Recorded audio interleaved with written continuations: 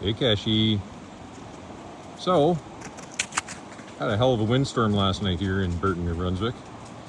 And this morning I come out to my property and I look and see my tractor, and yeah, it's good.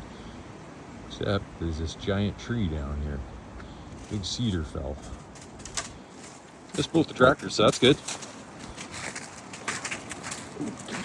Take my mic. Snapped her right off. Now, you get the idea of the size of this tree. Looks like she was a little rotten in the middle anyways. I was planning on cutting her down anyways. But nature did it for me. Wow, look at that, eh? Snapped her right off. Yeah, that's 2 foot across. So yeah, she's a big tree. But I'll be able to use that, cut her up, do something with it. Alright, have a good day. Hey, Keshi.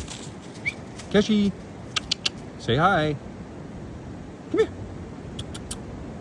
Good girl. Yeah, there you go.